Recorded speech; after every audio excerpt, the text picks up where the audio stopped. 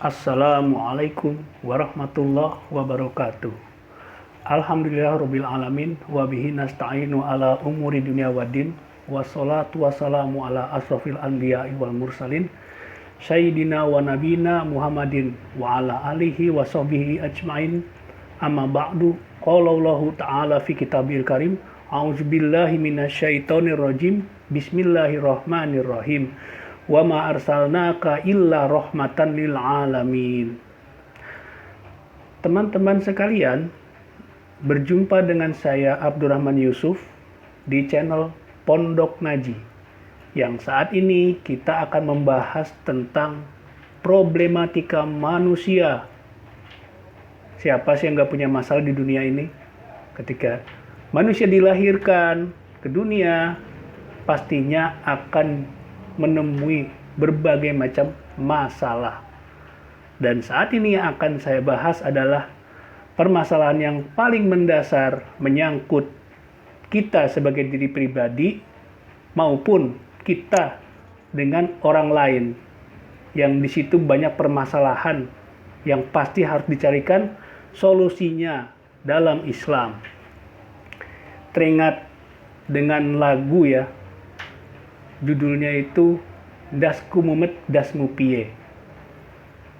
Kalau nggak salah sih yang ngarang itu Mbah Epi Asmara ya, Mbah Epi Rismanda. Itu lirik lagunya itu saya agak lupa ya. Petuk tonggo ngomong ngene, petuk konco ngomong ngono, aku bingung piye solusine, masalah ra ono enteke, saben dino tumpuk undung kaya boto, sego liwet lawuh tempe, dasmu mumet dasmu piye. Itu lagu yang kadang kalau saya ingat-ingat ya, seolah-olah memang masalah itu nggak akan ada selesainya gitu, dan pasti kan harus dicarikan solusi. Solusi itu apa? Pemecahan. Sebagaimana manusia kan ketika dia hidup di dunia pasti akan muncul pertanyaan yang paling besar. Dari mana, mau apa, dan akan kemana? Itu yang pasti ya, seorang manusia, bahkan sebuah bangsa, kalau dia itu ingin bangkit, dia harus menjawab 3 pertanyaan itu tadi itu. Apa? Dari mana, mau apa, dan akan kemana. Oke, kalau itu terlalu jauh ya pertanyaan itu ya. Kita akan membahas nih yang paling mendasar pada diri kita manusia nih. Saya pernah baca ya, itu entah hadis ataukah slogan ya. Itu tertulis, man arafa nafsahu faqad arafa rabbahu. Barang siapa yang mengenal dirinya, dia akan mengenal Tuhannya. Nah, itu seperti itu tuh. Itu kalau di buku-buku bertema-tema tasawuf saya sering baca tuh kalimat seperti itu. Saya nggak tahu itu hadis ataukah itu slogan kaum sufi ya, orang-orang zuhud itu. Karena mereka kan pengennya kan mendekat kepada Allah gitu kan. Nah, masalah yang ada pada diri manusia pertama-tama teman-teman itu ada dua permasalahan yang harus dicarikan permasalahan. Yang pertama itu permasalahan yang menyangkut kebutuhan jasmani, dan yang kedua adalah menyangkut apa? Naluri, atau kalau bahasa binatang mah insting gitu kan. Ini ada 2 nih, permasalahan kebutuhan jasmani dan naluri. Yang pertama kebutuhan jasmani itu kan kita tahu lah, yang pertama manusia butuh makan. Kenapa? Kalau makan itu dia harus terpenuhi. Kalau tidak terpenuhi, pasti manusia akan mendekati kematian. Pertama yang terjadi kenapa manusia itu ada keinginan untuk makan dan harus terpenuhi saat itu juga. Nih, teman-teman nih, kalau kita lihat di perut kita ada yang namanya lambung. Lambung itu, ini sebelah kiri ya, lambung itu. Nah, lambung itu dia, di dalam lambung itu ada yang namanya cairan asam lambung. Di mana kalau tidak ada yang masuk ke dalam perut kita, ke lambung kita, tidak ada satupun makanan yang masuk, asam lambung itu teman-teman, dia akan menghancurkan lambung itu sendiri. Makanya orang-orang yang pada sakit mah, kalau kita lihat ya, rata-rata dia nggak boleh terlambat makan. Bayangin, nggak boleh terlambat makan karena apa? Dia nanti akan terjadi sakit mah. Mah itu kan lambung. Itu seperti itu. Bahkan Islam memberikan memberikan aturan, memberikan tuntunan, ya sebagaimana Rasulullah juga mencontohkan, makanlah ketika kita lapar dan berhenti sebelum kenyang. Karena apa? Ketika kita lapar itu kan, ya itulah, asam lambung itu butuh ada pemasukan, butuh ada yang dimasukin, butuh ada yang diproses di lambung. Nah, ketika kenyang, sebelum kenyang itu harus berhenti. Karena apa? Kalau kekenyangan, ngantuk teman-teman. Ya, kalau kekenyangan bisa ngantuk. Bahkan kalau makanan itu ya, apalagi kita makan nasi ya di Indonesia itu kan nasi atau beras itu dia kan mengandung gula. Kalau terlalu banyak itu bisa terjadi diabetes. Dan itu tuntunan dari Nabi seperti itu. Makan ketika lapar dan berhenti sebelum kenyang. Supaya apa? Nggak ngantuk. Itu seperti itu. Lalu kedua, permasalahan yang paling mendasar pada diri manusia itu selain makan, itu ada namanya minum. Kenapa manusia harus minum? Karena manusia kalau dia nggak minum, dia akan kekurangan cairan tubuh. Cairan tubuh yang ada di tubuh kita ini nih, sebagian besar tubuh kita ini adalah cairan. Kalau dia kekurangan cairan, itu bahaya. Bahkan bisa terjadi, saya pernah mengalami diare teman-teman. Ketika diare itu sangat akut ya, bolak-balik kamar mandi, semalam bisa 15 kali. Capek ya namanya kena diare itu. Sampai-sampai ada satu kejang, tiba-tiba kejang, dan tubuh saya nggak bisa bergerak sama sekali. Tetangga saya datang, saya diperiksa, ini saya dehidrasi, harus diinfus. Akhirnya saya diinfus. Itu kekurangan cairan. Karena apa? Ketika diare, itu yang diserang pencernaan, dan pencernaan itu nggak bisa memproses cairan dalam tubuh untuk menjadi protein dan mineral yang bisa diserap tubuh. Akhirnya cairan tubuh itu keluar banyak. Seperti itu. Nah, manusia ketika itu kurang minum, itu bahaya teman-teman. Pertama, bagi anak kecil nih ya, kalau anak kecil itu dia harus sering minum. Dan minum itu harus minum air putih. Karena apa? Kalau dia itu minum seperti kayak jajanan-jajanan ya, dia itu mengandung pemanis buatan, pewarna, itu bahaya. Itu bisa bahayanya nanti itu dia bisa terjadi kanker atau terjadi gagal ginjal. Hindari itu untuk adik-adik kita ya. Banyakin minum air putih. Karena apa? Minum air putih itu cepat diserap tubuh. Kedua, kalau banyak makan tapi kurang minum, itu akan terjadi usus buntu, teman-teman. Itu seperti itu tuh. Butuhnya manusia akan minum. Begitupun ketika manusia itu dia kurang minum, dia tadi saya seperti penjelasan saya itu tadi, dia akan kekurangan cairan. Dan Islam juga sudah memberikan tuntunan bahwasanya makan dan minumlah dengan yang halal dan baik. Jadi kalau halal doang tapi nggak baik itu kurang bagus. Nah, halal itu seperti apa ya? Sebagaimana dicontohkan dalam Al-Quran, bahwasanya kan kita nggak boleh makan bangkai, darah, dan daging babi. Bismillahirrahmanirrahim. Hurimat alaikum dam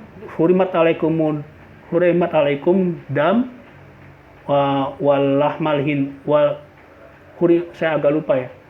Hurimat alaikum maitata waddam walahmar hinzir. Jadi dalam Al-Quran tuh kita nggak boleh makan bangkai, darah, dan daging babi. Karena apa? 3 unsur inilah yang membawa penyakit. Itu kita nggak boleh makan 3 unsur itu. Lalu minum. Minum itu harus minum yang bagus-bagus. Misalkan minum air putih, minum air teh, misalkan. Terus minum kopi. Kopi juga bagusnya jangan pakai gula ya sebenarnya itu. Kopi itu ya bagusnya kopi murni aja, kopi pahit gitu kan. Dia kan untuk menghilangkan rasa ngantuk. Supaya kalau kita kerjakan lebih konsentrasi gitu kan.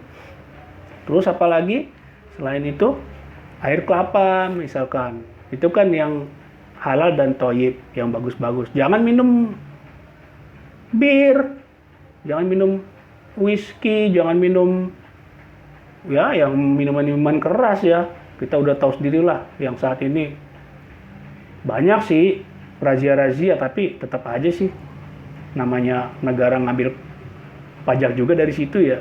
Ya nggak akan ada selesai-selesainya. Tuh urusan kayak gitu tuh. Itu permasalahan hidup juga tuh.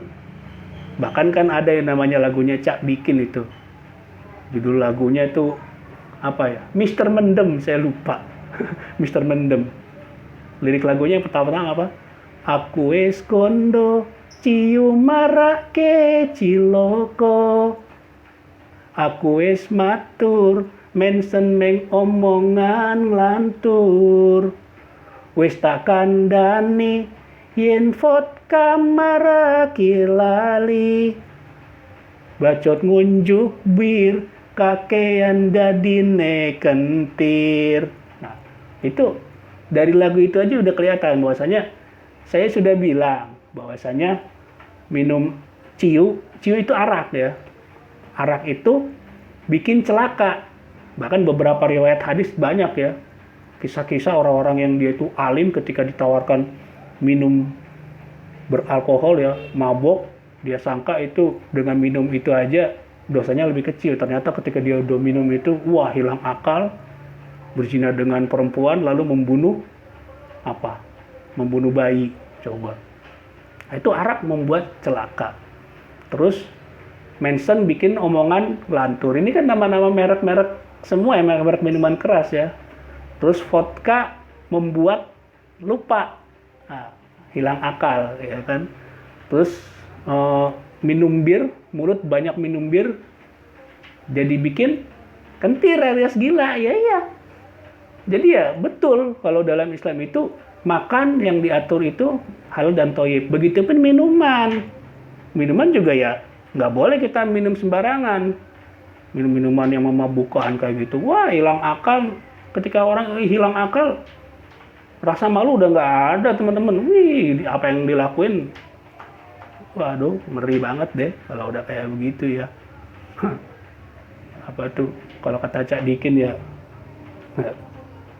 Ditoke wae yen mendem wes glosor dewe.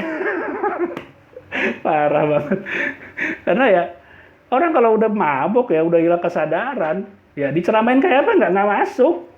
Salah satunya cara bagaimana untuk supaya orang nggak mabuk, ya nggak boleh ada minuman keras. Mau namanya toak, mau namanya bir, mau namanya macam-macam merek itu. Beralkohol semua ya, atau yang bikin mabuk, fermentasi begitu ya. Nggak perlu. Jangan minum itu. Hilang rasa malu, hilang rasa kemanusiaan kita, bisa melakukan tindakan-tindakan kriminal. Orang hilang kesadaran manusia. Itu dari minuman-minuman tuh.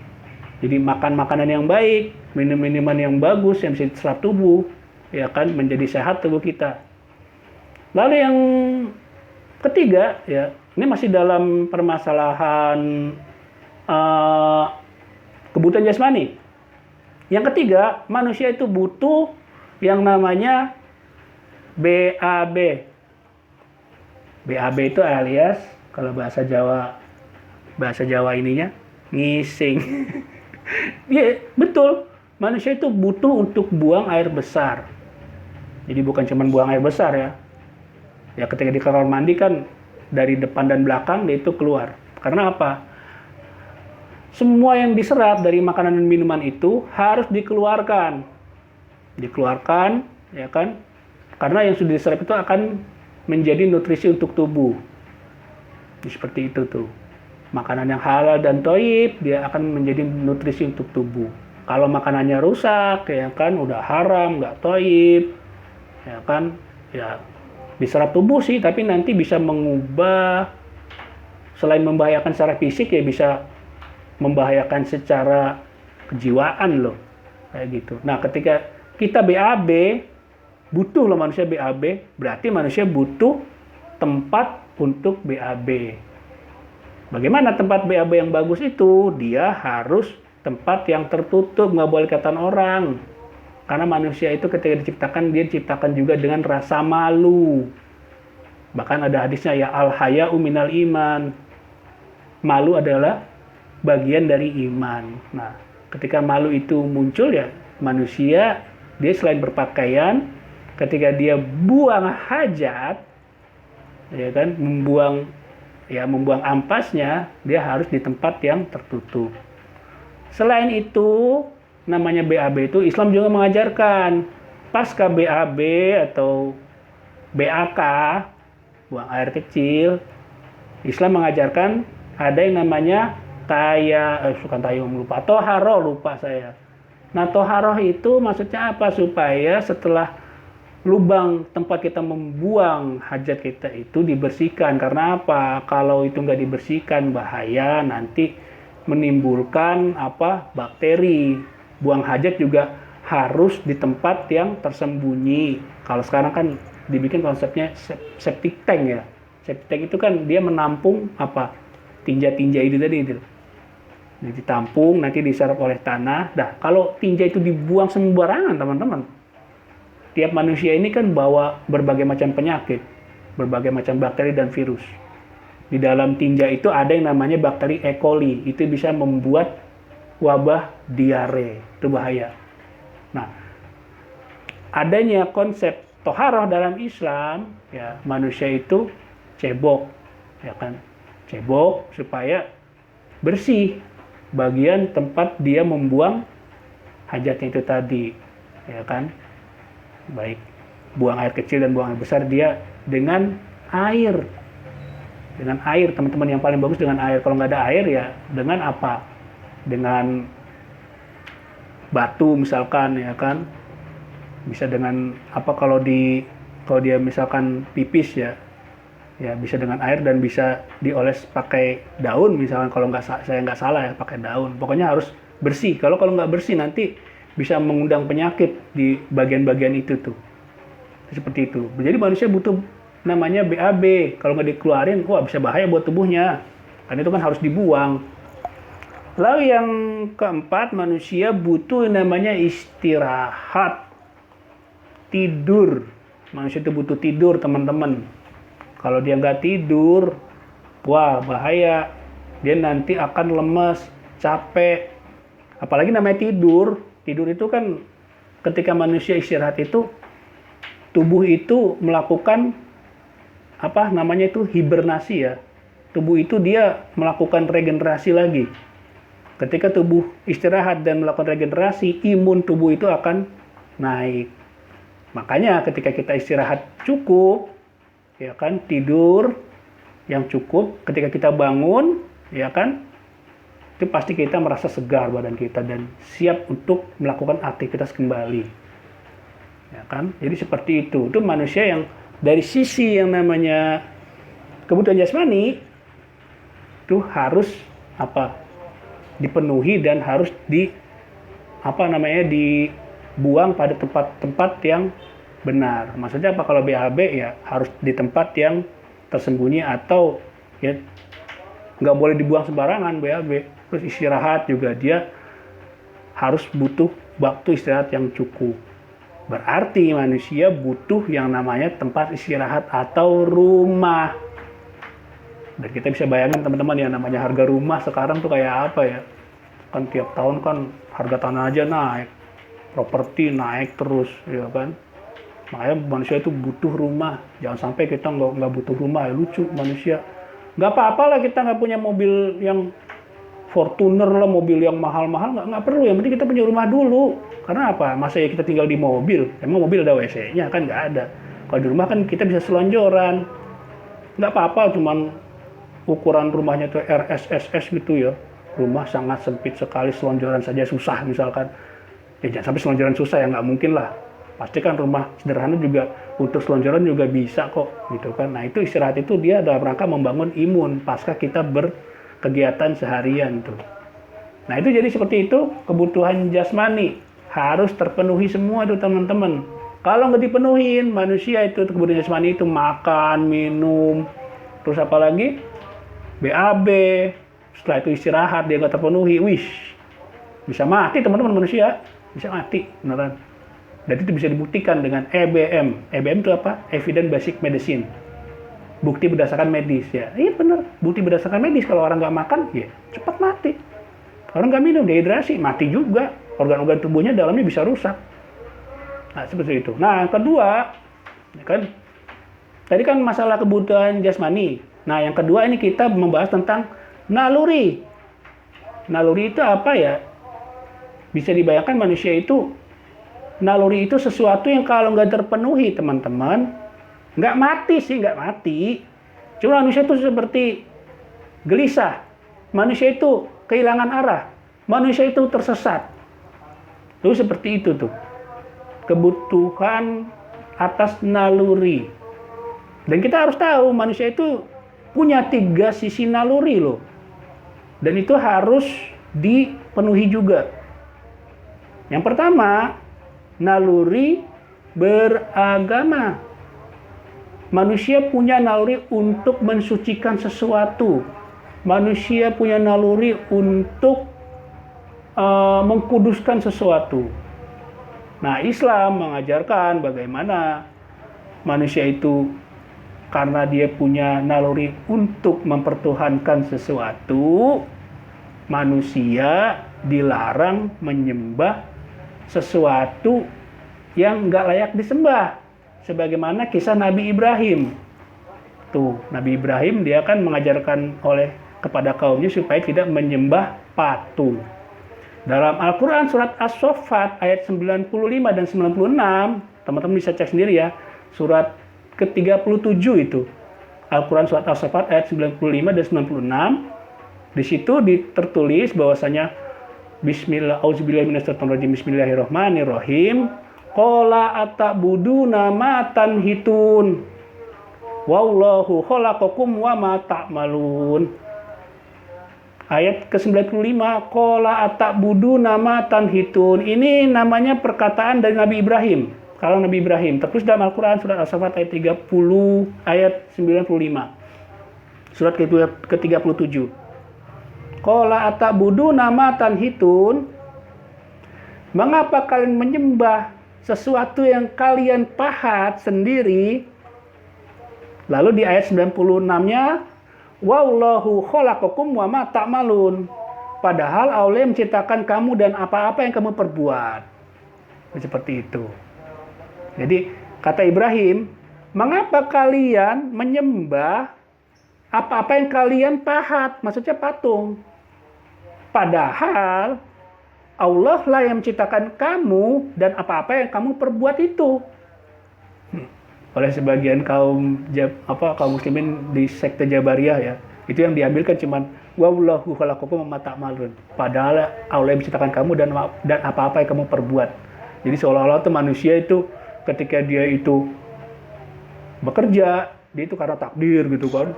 Ketika dia membunuh itu karena takdir, ketika dia berzina karena takdir. Itu salah itu. Itu sebenarnya itu sebuah perkataan Nabi Ibrahim dari ayat 95 dan 96 itu harus nyambung. Nah, itu seperti itu. Karena apa? Manusia kalau dia naluri beragama itu tidak ada tuntunan dari Allah dan dari Rasulullah, ya kan?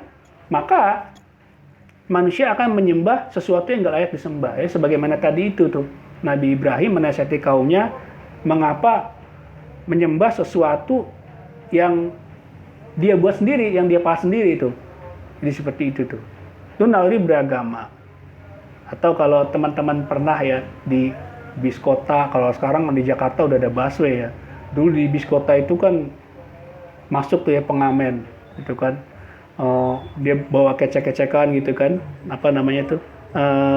kayak tutup botol itu, dipaku itu kan.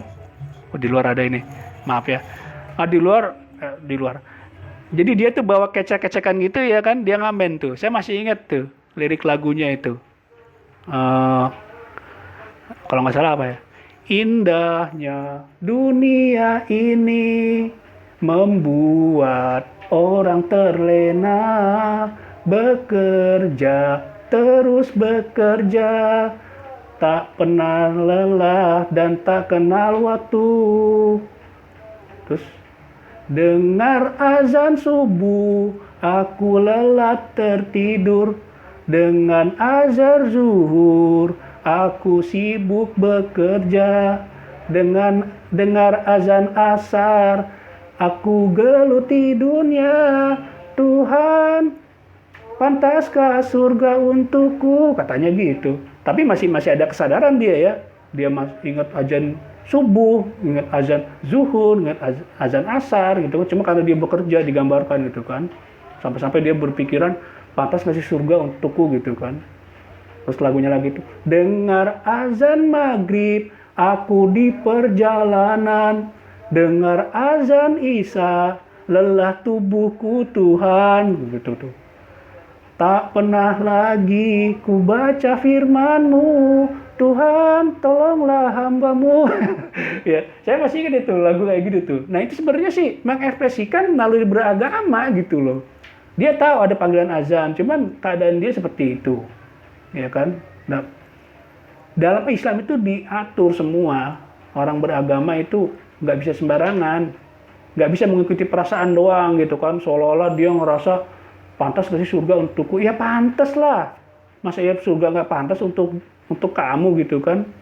Mau di neraka kan nggak mungkin. Neraka, perbandingan neraka, coba aja, ambil aja api, sundutin ke badan kita, panas. Apalagi neraka yang nanti kalau kita udah ngalamin di akhirat ya, itu panasnya minta ampun. Nah, surga itu yang digambarkan apa? Sebagaimana saat ini di dunia itu setetes air di lautan itu gambaran nikmat di dunia. Jadi selebihnya lagi yang ada di lautan itu gambar nikmat yang di surga itu. Ini seperti itu, 1% kenikmatan di dunia itu baru 1%-nya itu. Kalau surga itu 99,99%-nya. Itu ada, kenikmatan itu memang ada. Dan yang namanya pertanggungjawaban alam akhirat itu ada. Ya kan? Sebagaimana sekarang nih kalau kita manusia ya, ketika dia punya jabatan gitu kan, dia punya memegang sebuah amanah, di akhir masanya itu kan dia akan ada yang namanya pertanggungjawaban. Bahkan Al-Quran surat Al-Qiyamah ayat 36 Allah berfirman, Bismillahirrahmanirrahim, ayat sabul insan ayat rokasuda. Apakah manusia mengira mereka dibiarkan begitu saja tanpa pertanggungjawaban? Itu seperti itu tuh. Jadi manusia memang harus ada pertanggungjawaban. Nggak bisa manusia bebas di dunia itu, nggak ada kebebasan mutlak itu. Bullshit, itu bohong, nggak ada. Manusia pasti minta pertanggungjawaban. Kalau ada namanya kebebasan mutlak, wah manusia bisa saling menzalimi, teman-teman, bahaya, gitu kan. Nah terus itu kebutuhan akan beragama ya, dicontohkan oleh Nabi ya kan apa? Misalkan kalau di kitab fikih Islam nih ya, ada yang namanya sholat, ada yang namanya zakat, haji, ya kan. Terus apalagi sholat itu juga banyak ya, ada sholat tahajud, sholat yang sunnah-sunnah ya, ada sholat fardu 5 waktu, ya kan, yang tadi lagu-lagu tadi ya, apa tuh subuh, zuhur, asar, maghrib, isya yang sudah diwajibkan bagi kaum muslimin. Lalu ada lagi sholat wajib untuk laki-laki, sholat Jumat, itu sudah diatur oleh sudah diatur oleh Allah. Lalu ada juga namanya ibadah puasa, saum di bulan Ramadan. Jadi 1 tahun tubuh kita itu beraktivitas, maka diwajibkan tubuh kita itu berpuasa di bulan Ramadan. Nah itu secara ilmiah kedokteran, pada bulan Ramadan itu tubuh kita itu mengalami sehat. Karena apa? Ya saat itulah tubuh kita itu beristirahat. Jadi rata-rata orang puasa di bulan Ramadan itu rata-rata orangnya sehat-sehat. Dan terbukti kan? Itu lalu beragama, dan itu apa ya, masuk akal. Perintahnya itu perintah dari Allah itu ya berupa dari Al-Quran ya, atau dari tuntunan dari Nabi itu masuk akal, sesuai fitrah dan menenangkan hati. Sesuai fitrah apa ya? Orang puasa jadi sehat, ya kan? Orang sholat, ya kan? Hatinya tenang. Selain itu juga apa? Jiwanya juga stabil. Ketiga, karena gerakan-gerakan sholat itu ternyata dianalisa itu membuat orang itu menjadi sehat, kaku-kaku badan jadi hilang gitu kan. Itu seperti itu. Nah, itu naluri beragama. Seandainya orang nggak punya naluri beragama, ya kan, nggak diatur, ya nggak mati sih teman-teman, tapi ya gelisah, dia akan tersesat hidupnya. Hidup tanpa tuntunan kan bahaya. Kalau hidup tanpa tuntunan ya apa aja yang dilakuin, yang disembah, yang kagak-kagak. Ya kan. Nah terus kedua itu ada yang namanya naluri mempertahankan diri. Manusia itu punya naluri untuk naluri harga diri lah manusia itu kan. Jadi manusia itu dia punya namanya naluri untuk eksistensi diri.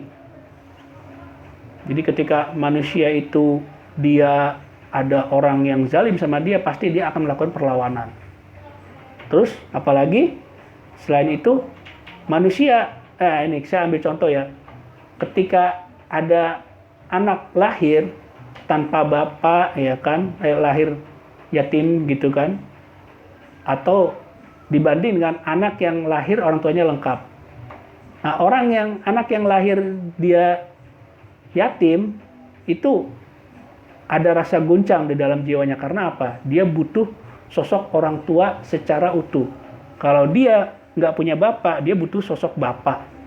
Rata-rata seperti itu. Dia nggak punya ibu, dia butuh sosok kasih sayang apa dari ibu. Kalau sosok bapak itu kan contoh petualang dan eksekutor ya. Itu seperti itu tuh, anak-anak yang dia itu lahir yatim. Nah, kalau anak yang dia itu lahirnya itu orang tuanya lengkap, lalu dia itu diapresiasi gitu kan, dirumati gitu kan, orang tuanya betul-betul ngayomi anaknya itu kejiwaannya stabil dan nggak gampang goyang. Kejiwaannya itu nggak labil lah. Karena apa? Dia secara naluri ya kan, dia punya pelindung diri baik ayah dan ibunya. Itu naluri mempertahankan diri itu ada manusia. Jadi seperti itu. Jadi kalau ada orang dipukul tiba-tiba dia nggak ngelawan, itu malah aneh gitu kan. Pastinya manusia itu akan melakukan ya balas. Makanya di Islam ada yang namanya hukum kisos. Karena apa? Ketika ada sebuah orang yang melakukan kezaliman, orang melakukan tindakan kezaliman, misalkan inilah itu, ketika ada orang yang melakukan pembegalan gitu kan, kriminalitas, ya Islam akan melakukan hukuman. Hukumannya itu ya, bagi orang yang melakukan pembunuhan, dia harus dibalas bunuh. Terus apalagi kalau dia itu melakukan bacok gitu kan, kena tangan gitu kan, dia harus dibalas tangan. Itu emang seperti itu, naluri mempertahankan diri. Jadi pertama naluri beragama ya kan, kedua naluri mempertahankan diri. Itu manusia ada, dia butuh pengaturan atas naluri ini. Lalu yang ketiga teman-teman, ini yang paling bagi anak-anak muda ya, namanya naluri suka lawan jenis. Atau buat orang-orang yang sudah menikah ya, itu namanya naluri kasih sayang. Naluri suka lawan jenis, manusia itu ya dikasih anugerah oleh Allah itu potensi seperti itu. Laki-laki suka sama perempuan, begitu pun sebaliknya, perempuan suka sama laki-laki karena mereka diciptakan berpasang-pasangan. Allah SWT berfirman di dalam Al-Quran, Auzubillahi minasyaitonirrajim. Bismillahirrahmanirrahim. Ya ayuhan nas, inna khalaqnakum min zakari wa unsa wa ja'alna syu'uba wa qabaila lita'arafu inna akramakum indallahi atqakum. Wahai orang-orang, wahai manusia, ya kan? Telah ciptakan kalian dari dua jenis, laki-laki dan perempuan, dan kami jadikan pula kalian bersuku-suku dan berbangsa-bangsa untuk saling mengenal. Lalu selanjutnya, orang yang paling tinggi derajatnya di sisi Allah adalah orang yang bertakwa. Itu seperti itu tuh. Quran Al-Hujurat ayat 13. Teman-teman bisa cek ya, Al-Hujurat ayat 13. Ini seperti itu. Jadi diciptakan manusia laki dan perempuan, zakari wal unsa gitu kan. Jadi seperti itu, sebagaimana Nabi Adam dengan Hawa diciptakan. Nah, ketika Adam dan Hawa itu dipertemukan, nanti dia punya anak yang namanya Qabil dan Habil. Nah, dari Qabil dan Habil nanti turun lagi tuh sampai sisilah ke Nabi Nuh ya kan. Nabi Nuh nanti punya anak lagi setelah peristiwa banjir besar ya melanda dunia. Nah, Nabi Nuh masih punya 3 anak nanti, Sam, Ham, dan Yafet.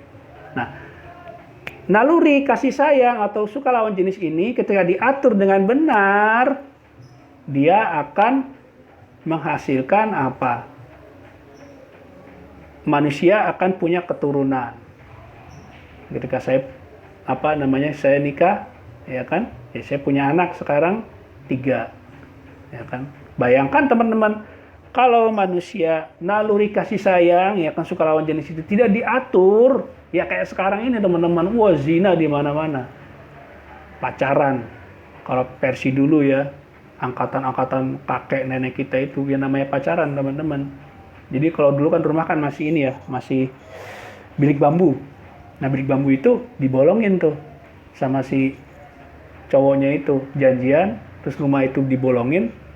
Nah malam-malam dia datang, masukin tuh jarinya tuh ke bilik bambu itu tadi yang udah dibolongin. Nanti di dalam itu si perempuan tuh tadi akan megang tuh, set gitu kan. Pas dipegang langsung tuh si laki-laki berasa, wah udah tenang jiwanya gitu kan.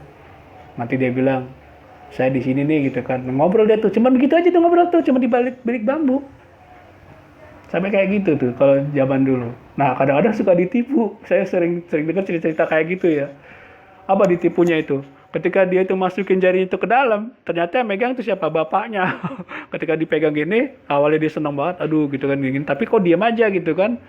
Tiba-tiba jarinya itu dipencet, cet gitu kan. Aduh sakit gitu kan. Ngapain lo deket-deketin anak gua? Wah langsung kaget tuh, langsung ditarik jarinya, dia lari. Itu kayak dulu, kayak gitu. Namanya suka sama lawan jenis, ya kan? Dia cuman begitu aja. Tapi sekarang teman-teman karena namanya arus liberalisme masuk dari barat ya. Itu namanya pacaran yang dulunya kayak begitu sekarang. Lah, kalau ada anak ya kan dia nggak pacaran, wah, orang pada ngomongin, normal nggak sih katanya gitu kan. Atau ada orang tua ngelarang anaknya pacaran. Wah, nanti orang-orang lain akan menganggap orang tua kolot. Tuh coba. Padahal ketika dibiarkan orang-orang itu berpacaran, anak berpacaran, ya banyak terjadi sekarang ya, aborsi di mana-mana, seks bebas di mana-mana, dekadensi moral di mana-mana. Nah, Islam mengatur tuh masalah apa? Naluri kasih sayang, naluri suka lawan jenis dengan apa? Islam mengatur dengan cara ta'aruf, hitbah, dan nikah. Saya nggak tahu nih urutannya. Hitbah, ta'aruf, baru nikah gitu ya. Pokoknya 3 tahapan itu Islam mengatur. Karena apa? Kalau dibiarkan lepas begitu saja, ya akan terjadi kayak sekarang ini. Nah, kalau dengan cara hitbah gitu kan, melamar nih sebagai laki-laki. Saya juga dulu begitu. Jadi ketika saya punya maksud, niat gitu kan, suka sama perempuan gitu kan, ya pastinya ada orang yang mencomblangin lah. Teman saya mencomblangin itu ada, tukeran email, setelah itu saya minta nomor HP dari email itu, kita calling-callingan. Saya berangkat dari Jakarta ke Jawa Timur sini. Sampai Jawa Timur saya ketemu orang tuanya dan memang calon istri saya saat itu sudah berbicara kepada orang tuanya nanti bakal mau datang ya kan, orang yang mau ngelamar gitu kan. Saya sendiri waktu itu datang gitu kan. Udah ketika ketemu ngobrol, ketika saya mau pulang baru ditanya, lalu bagaimana kelanjutannya Mas Yusuf gitu kan. Nah, saya bilang ya karena saya sudah diperlakukan dengan sangat baik Pak, semua saya sudah lihat, calon istri saya, biodatanya saya sudah baca semua, maka dengan ini saya melamar anak Bapak. Alhamdulillah, calon mertua saya saat itu bilang, lamaran kamu saya terima, lah lantas nanti kapan kamu mau bawa orang tua ke sini? Nah, saya bulan-bulan berikutnya saya sama bapak saya ke sini dan paman saya ke sini. Datang ya kan. Awalnya saya kira untuk hanya sekedar ajang silaturahim memperkenalkan diri, ternyata enggak, dari pihak keluarga istri di sini sudah melakukan kumpul keluarga besar ya kan. Setelah itu ketika ketemu akhirnya ditentukan tanggal nikahnya. Waduh. Tadinya saya agak-agak gimana gitu, tapi ya saya dikuatin sama teman bapak saya, udah yang penting kamu harus siap. Udah, alhamdulillah saya siap. Dan alhamdulillah sekarang sudah punya 3 anak. Dan saya nggak pakai pacaran jauh loh, saya jarak dari Jakarta sampai sini. Ini kok jadi bicara bukan mau narsis ya teman-teman ya. Ya mungkin teman-teman mau ada yang nyontohin silakan gitu kan. Ya karena apa, dalam ini saya lakukan ini dalam rangka saya memuliakan perempuan. Karena ibu saya juga kan perempuan gitu kan. Masa iya saya macarin banyak orang gitu kan, ngombalin banyak cewek. Itu udah banyak yang kayak gitu-gitu, dan korbannya juga banyak. Lucunya juga kok mau aja digombalin terus gitu loh. Padahal kan cewek itu kan pengennya kan apa ya, suatu kepastian ya. Kalau butuh kepastian ya ambil jalan kepastian. Apa? Ya jalan Islam. Hitbah ya kan, melamar, terus ta'aruf ya kan, saling mengenal ya kan, dan ta'aruf juga jangan lama-lama gitu kan. Jangan udah mentang-mentang ta'aruf jalan berdua, nggak boleh gitu kan. Belum ada ikatan nikah. Nah, ketika sudah ada perjanjian bakal nanti akad nikah ya, ditentukan tanggalnya. Setelah akad nikah barulah boleh pacaran, silakan mau jalan kemana ya nggak apa-apa, tapi jangan narsis banget ya jadi orang gitu kan, karena kita kan nggak boleh menunjukkan kemesraan di depan umum, nggak boleh, bahaya gitu kan. Nah jadi seperti itu. Jadi untuk naluri kasih sayang ini Allah sudah mengaturnya dengan cara apa? Manusia itu harus menikah, sebagaimana kan yang tadi ya, Allah ciptakan manusia bersuku-suku berbangsa-bangsa, dari awalnya apa? Zakari wal unsa, dari laki-laki dan perempuan, itu tadi kan. Dan memang seperti itu, ketika laki perempuan ketika ketemu ya kan, apalagi ganteng dan cantik ya pasti akan ada rasa struman-strumannya, pasti ada lah. Nah Islam mengatur tuh supaya jangan sampai ketika mereka ketemu terjadi hubungan ilegal, itu bahaya. Kalau hubungan ilegal cuma mau enaknya doang, nanti nggak akan mau tanggung jawab. Ingat teman-teman, wah aborsi udah di mana-mana. Kasihan itu anak-anak yang udah dibuang di panti, ya kan, dibuang di masjid, dibuang di musola, orang tuanya nggak jelas siapa gitu kan. Kita kan nggak mau kayak begitu. Kita harus punya generasi yang jelas orang tuanya. Nah, Islam mengaturnya dengan cara apa? Menikah. Jadi gitu. Nah, itu yang saya bisa bisa saya jelaskan. Saya jadi teringat ya lagu apa ya, yang suka saya dengar itu ya, di ya yang sekarang lagi ini.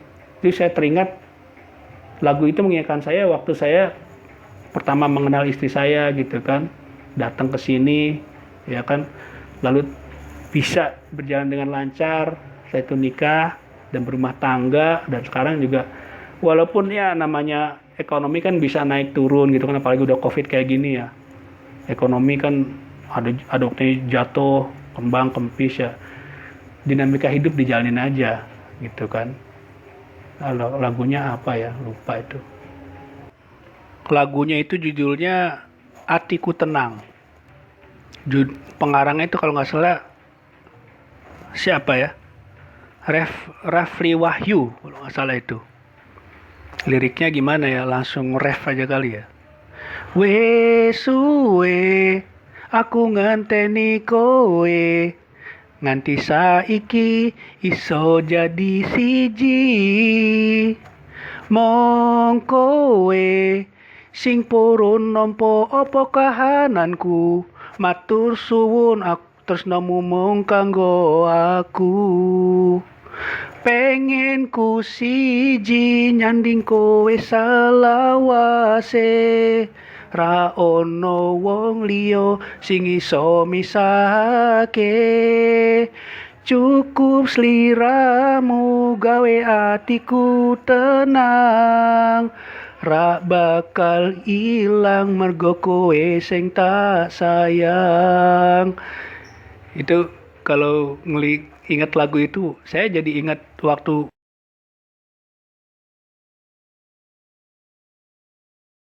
istri saya ini apa ya, satu visi, satu misi dalam membentuk keluarga. Siapa? Keluarga yang punya visi dan misi meraih ridho Allah. Tidak ingin bermaksiat, tidak ingin memakan yang haram-haram. Dan memang percobaannya banyak banget teman-teman. Hidup sederhana, ya kan. Punya uang juga nggak boleh mentang-mentang. Dan nggak mau anak saya itu kedengeran ngomong kata-kata pacaran gitu kan. terus apa tuh namanya, gambas-gambasan. Saya nggak mau anak saya sampai tercemar kata-kata kayak gitu. Karena apa? Kalau anak itu dibiarkan omongan-omongan kayak begitu tuh, lama-lama ngomongannya itu yang porno-porno dan jorok-jorok, teman-teman. Ini pegang omongan saya. Ketika anak kita dibiarin, apalagi dikasih gadget ya, dikasih gadget, nonton apa gitu kan, apa yang isi-isi, apalagi yang sekarang udah teman-teman ya.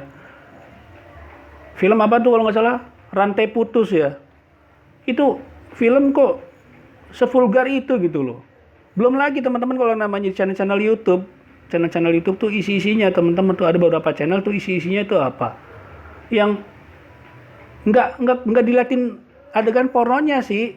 Cuman judul-judul dan adegan mengarah ke sana tuh banyak. Misalkan gitu kan yang judulnya itu ini hubungannya parah nih rata-rata antara mertua sama menantu misalkan. Menantuku sangat seksi atau gimana kayak gitu-gitulah. Itu saya arahkan anak-anak saya tuh kalaupun nonton YouTube ya, itu pun nonton YouTube saya ngelihatnya tuh pakai laptop ya kan, laptop masukkan kode WiFi itu sampai malam hari itu bisa nonton dia. Tapi saya liatin tuh dia nonton apa aja. Jangan sampai nonton channel yang seperti itu. Bahaya teman-teman kalau dibiarinin. Karena apa? Ini nih namanya naluri kasih sayang ya kan, naluri suka lawan jenis. Kalau nggak diatur ya akan seperti itu. Saya sebagai orang tua, saya tegas kepada anak saya jangan sampai ada kata-kata pacaran, gambas-gambasan, apalah kata-kata kayak gitu, saya nggak mau. Nggak apa-apa saya mau dikatakan kuper lah, orang tua kuper. Kalau nanti anak saya kenapa-kenapa, memang mereka mau tanggung jawab kan enggak? Hanya jadi bahan omongan saja gitu kan. Petuk tonggo ngomong ini, saya tadi kan. Petuk konco ngomong ngono. Aku bingung, piye solusinya. Kalau dengar kata orang ya seperti itu memang. Bingung gimana solusinya lah, kalau Islam sudah memberikan solusi ya kan, baik untuk kebutuhan jasmani ya kan, makan minum yang baik yang halal, lalu istirahat yang cukup ya kan, lalu apalagi selain itu BAB, harus toharoh, harus cebok. Islam mengatur itu semua, jadi manusia itu bersih, bebas penyakit, sehat. Lalu manusia diatur juga nalurinya. Apa? Naluri beragama, jangan nyembah yang aneh-aneh. Nyembah yang layak untuk disembah lah. Masa ia mahat patung, padahal itu patung dipahat, yang mahat dia sendiri, itu disembah juga, lucu kan. Sebagaimana tadi tuh Quran surat As-Saffat ayat 95 sama 96. Harus nyambung tuh ya ayatnya ya. 95 96, jangan cuma 96 doang yang diambil. Jadi seperti itu Islam mengatur. Ya kan, selain itu apa? Itu kebutuhan naluri beragama, ya kan. Lalu ada lagi naluri mempertahankan diri. Islam mengatur. Ketika terjadi kezaliman, Islam memberikan apa? Punishment bagi orang melakukan kezaliman. Karena apa? Manusia itu ketika dia diberikan sesuatu yang tidak mengenakan dirinya, dia juga akan melakukan protes gitu kan. Tindakan protes itu mempertahankan diri itu manusia itu. Nah, kalau dalam Islam itu ketika dia ingin meninggikan agamanya itu, ada yang namanya aturan hukum jihad, itu ada. Itu namanya mempertahankan agama. Mempertahankan agama itu bagian dari mempertahankan diri dan agama. Sama aja itu juga. Cuman jangan jihad yang dipersepsi kayak sekarang yang katanya ngebom gitu, padahal mah bukan area perang gitu kan, bukan. Ya jihad itu ya jihad memperjuangkan agama Islam. Ketika daerahnya itu perangnya pemikiran, ya perang pemikiran kita. Perang argumen, perang opini gitu kan. Nah kalau tepatnya perang fisik ya kayak di Palestina ya perang fisik, udah bener-bener nggak bisa diajak dialog lagi tuh Israel gitu kan.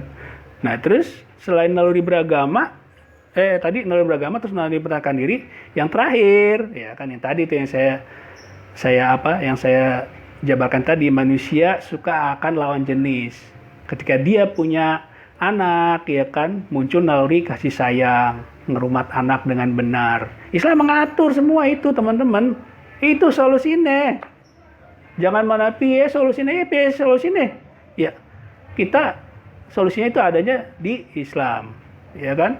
Jadi seperti itu yang sudah diatur oleh Islam. Oke, sebagai penutup teman-teman, dari kajian kita ini ya, lumayan ya, ada 1 jam ya untuk mengenal diri itu kan. Ada potensi diri berupa naluri dan kebutuhan jasmani itu kan. Dan semua sudah diatur oleh Islam. Ya, kita apa sih sebelum menutup ya, saya masih ingat ya lagu yang tadi ya, dasmu met dasmu piye gitu kan. Jadi sebelum menutup ya, kita apa namanya itu refreshing dari ulang lagi ya. Sebagaimana manusia itu pastikan dia punya masalah ya kan, yang dia harus dicarikan solusinya ya kan. Solusinya itu seperti apa gitu kan. Yen tak pikir-pikir, tak terus-terus ra ono gunane, ra ono untunge, tiwasirah mumet pikiran sumpek, mending ngaji wae nentreme pikiran ke. Kalau liriknya kan aslinya kan mending nyanyi wae nentreme pikiran ke. Saya ganti aja lah, gak ngaji karena ini kan pondok ngaji ya. Mending ngaji wae mentreme pikirane, petuk konco ngomong ngene, petuk tonggo ngomong ngono, aku bingung piye solusine. Udah, kita udah belajar solusinya gimana ya, kita ikut Islam gitu kan.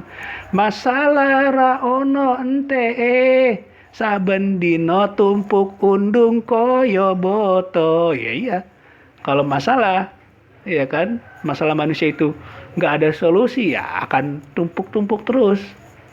Karena solusi itu harus dicari ya kan, dan pastinya solusi yang seperti apa yang bisa menjadikan permasalahan itu hilang tuntas.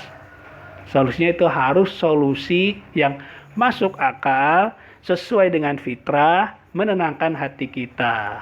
Nah itu solusinya apa? Ya Islam mengatur tentang apa? Kebutuhan jasmani, jangan makan dan minum yang sembarangan gitu kan. Makanlah yang halal dan thayyib gitu kan. Lalu BAB, ya setelah BAB harus toharoh, harus cebok. Jangan sampai tuh kalau nggak toharoh nanti wabah penyakit bisa kemana-mana. Lalu istirahat yang cukup supaya badan kita itu, imun kita naik dan badan kita itu sehat. Lalu yang kedua ya kan, permasalahan di bidang beragama gitu kan. Islam mengajarkan sembahlah Allah karena Allah itu yang paling layak disembah ya kan. Lalu yang lainnya lagi, naluri mempertahankan diri. Ya Islam mengatur agar tidak terjadi kezaliman ya. Islam mengatur tentang hukum-hukumnya ada ya kan, karena kan manusia kalau dia itu dizalimi pasti dia akan membalas. Nah Islam tuh ada aturannya itu supaya ketika membalas itu jangan sampai berlebihan gitu supaya adil. Nah, Islam tuh mengatur itu. Lalu yang ketiga, naluri suka lawan jenis. Ya kan, suka lawan jenis itu ya dengan cara apa? Satu-satunya jalan solusi itu adalah apa? Dengan menikah. Ta'aruf, hitbah, yang melamar, setelah itu menikah. Nah, nikah itu yang akan menjadi jalan solusi paling selamat bagi umat manusia. Oke teman-teman, itu aja dari saya. Untuk kajian kita ini ya, kajian di Pondok Ngaji ini tentang problematika umat manusia. Itu yang paling mendasar tuh seperti itu teman-teman. Untuk problematika umat manusia itu seperti itu. Dan tidak ada problematika paling mendasar kecuali ya permasalahan naluri dan kebutuhan jasmani ini. Naluri yang harus kebutuhan jasmani yang harus dipenuhi, naluri yang harus diatur. Islam sudah mengatur semua itu teman-teman. Demikian teman-teman, kiranya sampai di sini dulu kajian kita. Lumayan 1 jam ini saya meluangkan waktu untuk teman-teman untuk saling berbagi aja ya, berbagi tentang kaji diri dan solusi itu gimana gitu kan. Dan kita tutup dengan membacakan hamdalah alhamdulillahirabbil alamin, karena sampai saat ini Allah masih memberikan kita kesehatan dan panca indera yang masih berfungsi sehingga kita bisa bertemu di channel ini, mendengar, melihat ya kan, bahkan men-share ke siapapun itu atas berkat, kehendak dan rahmat dari Allah. Kita ucapkan alhamdulillahirabbil alamin, hamdalah, dan kita ucapkan istighfar 3 kali. Astagfirullahaladzim, astagfirullahaladzim, astagfirullahaladzim, karena kita sebagai makhluknya yang lemah, kita bukan nabi, karena nabi itu adalah maksum, bebas dari dosa, terjaga dari kesalahan, ya kan? Dan kita sebagai makhluknya yang lemah ini, kita senantiasa meminta ampun kepada Allah. Dan kita tutup dengan doa kafaratul majlis, subhanakallahumma wa bihamdika, asyhadu an la ilaha illa anta, astaghfiruka wa atubu ilaik. Kurang lebihnya mohon maaf teman-teman. Wabillahi taufiq wal hidayah. Assalamualaikum warahmatullahi wabarakatuh.